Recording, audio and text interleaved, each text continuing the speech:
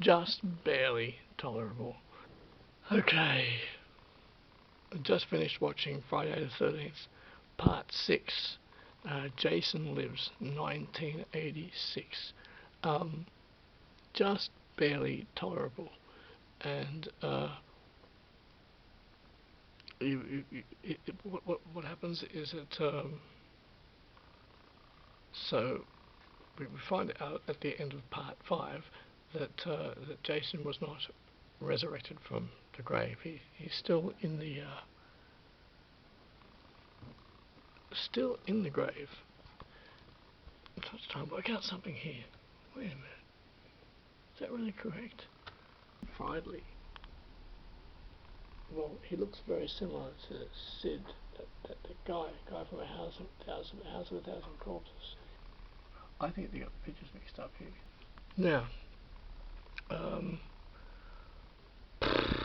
okay, so for part 6, for part 5, someone else for part 5, someone else adopted the identity of Jason, and for this one,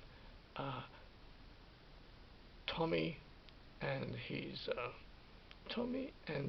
pal,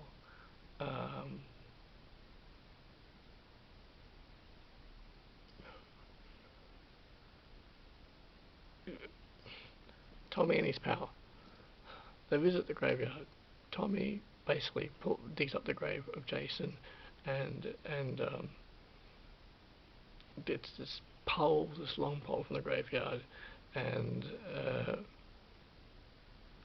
puts it through Jason's body. There's lightning. Lightning strikes the pole. Jason gets electrified and resurrected. So what was happening at the beginning? I felt like this was at the beginning, in the first 5 minutes, I thought, oh, maybe this is going to be, they're going to do this as a dark satire, a bit of some comedy in this. And now, the characters in this, some of them are tolerable. For instance,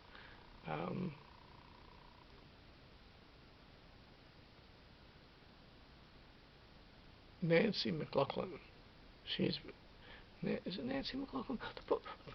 The problem is actors who I'm not greatly familiar with. What happens is when they put them they put their now pictures and not how they looked years prior. So it can be a bit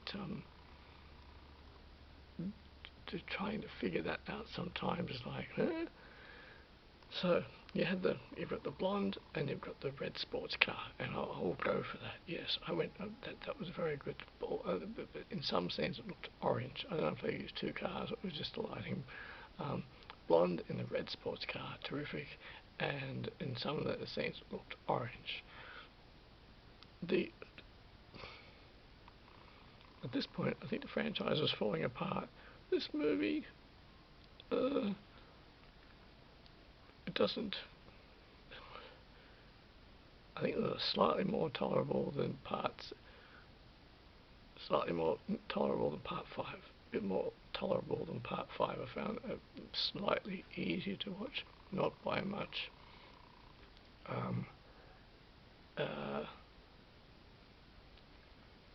It involves a camp full of kids, and Jason doesn't harm any of the kids, because that would not be a good thing. And what happens is at the end, Tommy does he manages to complete his task of getting Jason, and it look, there's not too much more to it. There isn't too much more to it.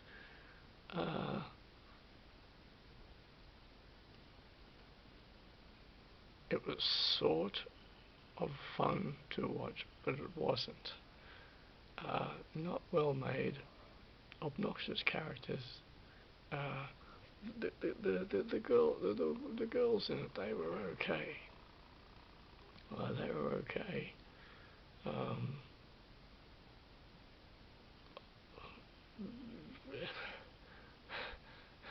Really struggle with this one.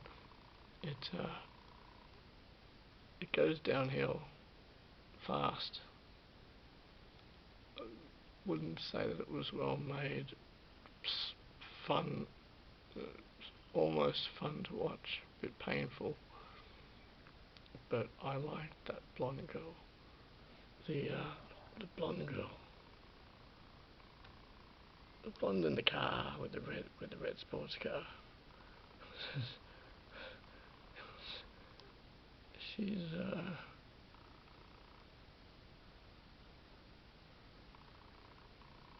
she's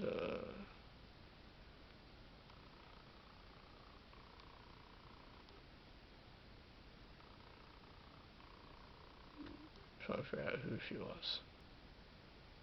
Oh, it could be Jennifer Cook. I think it's Jennifer Cook. That's who I'm talking about, Jennifer Cook. Yeah.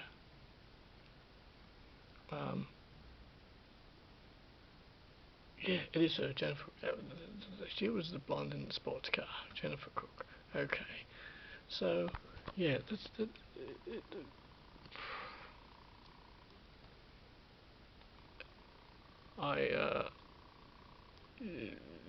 was okay. It was barely tolerable. Yeah.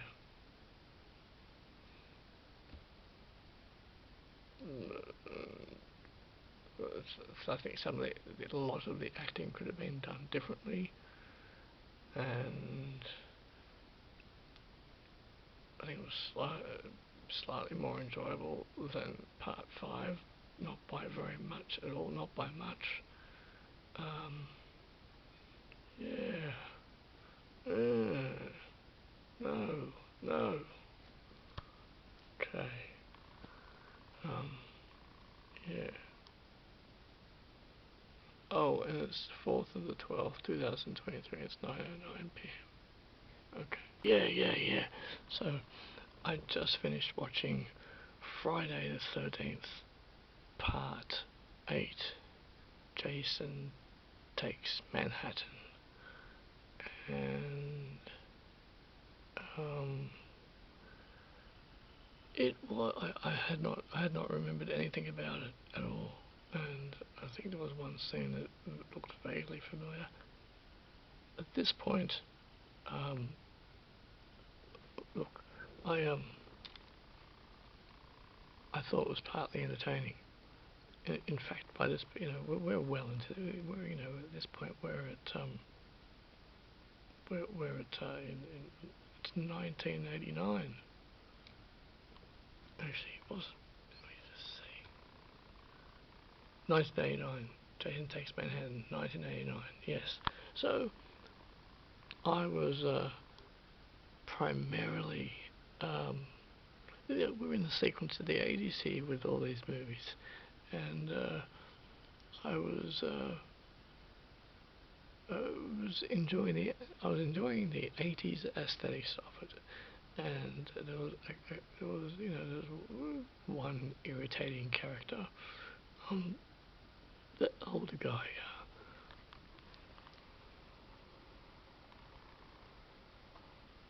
Mark Rickman. His character was somewhat irritating. However, I found this to be entertaining, as much as it can be for a Jason movie, and I'm trying to get as much out of these as I can. I appreciate all the 1980s aesthetics, and it was fun to watch, and what more am I going to get from a Friday the 13th? They're supposed to be like this. Who do end up in Manhattan, in the streets, in the alleyways, in the sewer, and it's it doesn't have the grittiness anymore. The grittiness of the first 3 movies is long gone now. However, the storyline in this one was not bad. It actually kept me entertained, and once we, in fact, as we got to Manhattan, I thought that might have been the conclusion of the film, but we really went into Manhattan and to New York, and I love New York, so that was it was terrific to do that. And Jason has some. Kane Hodder plays Jason Voorhees in this installment, and he has some interesting. What I really liked about it is that it went extra dimensional in the sense of, look, you know, we've been private with these guys on the cruise ship on the ship for what 45 minutes in that world, and then we get to Manhattan, and it's interesting to watch Jason around other people, that he's not expiring, that he's not, you know, that he's not taking them out, murdering them. He's not doing that, so and he's only focused on he's only focused on, who is it? Oh, Jensen Daggett and Scott Reeves, and that's you know, we come out of you come out of the main environment of where the storyline was, and then you get a third party involved, and that gave the film it gave the movie an extra dimension. Yeah.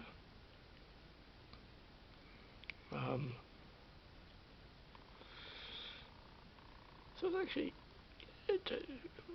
it was actually, I enjoyed it more than I didn't enjoy. Part 5, 6, parts 4, part 4, part 5, part 6.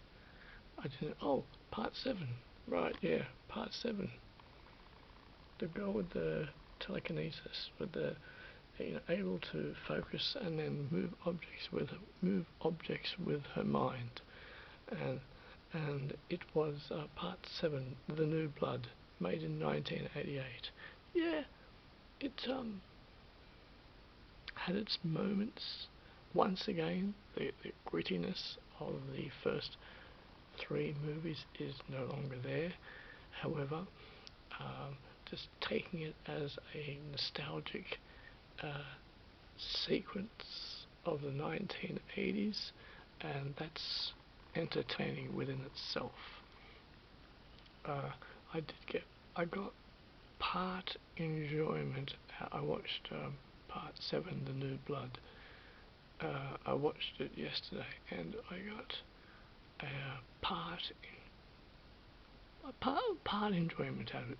There's always one character in these which is overdone, like they're not done well. This time it was the doctor guy. I found him to be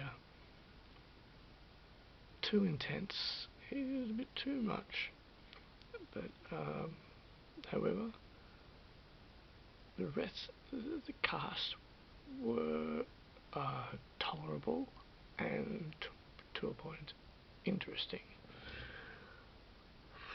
and it was good that they introduced the element of the girl with the able to move objects with her mind and influence things with her mind. That was interesting, and I was able to get through it. I was able to get through it. It was, yeah. And I always like the boobies in these.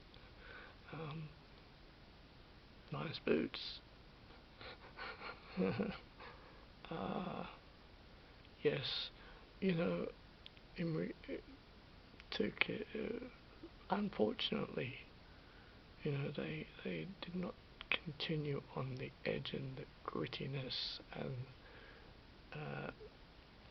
of the first 3 movies. became subject to smoother, as the sequence of the 80s became subject to, if you'll call it smoothness, almost soap opera mode, almost soap opera mode in a sense. And so there we have it. It's I have to say though that 4, 5, and 6 barely got through them, but actually, with number 6 was a blonde with the red car. I thought she was cool. That was okay. And the girl with the telekinesis, part 7. So Jason Takes Manhattan. Yes, it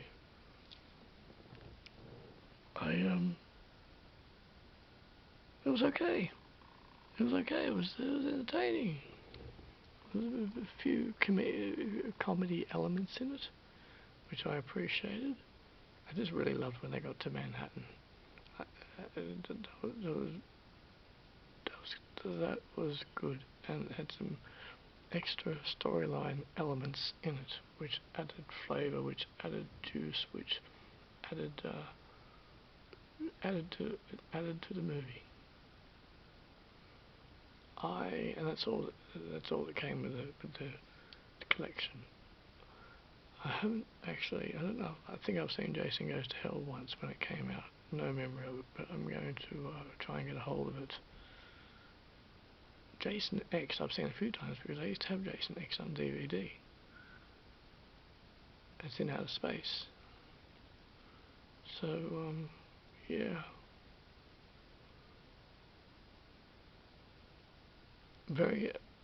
An interesting series of movies, and it has me in the mood to watch some more 1980s horror.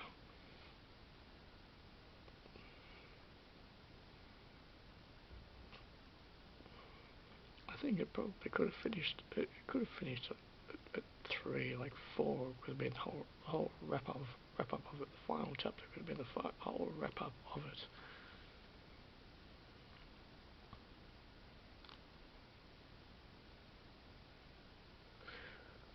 Okay, well, Midnight Charlie Man, Patrick. It's the 7th of the 12th, 2023, and it's 1:08 a.m.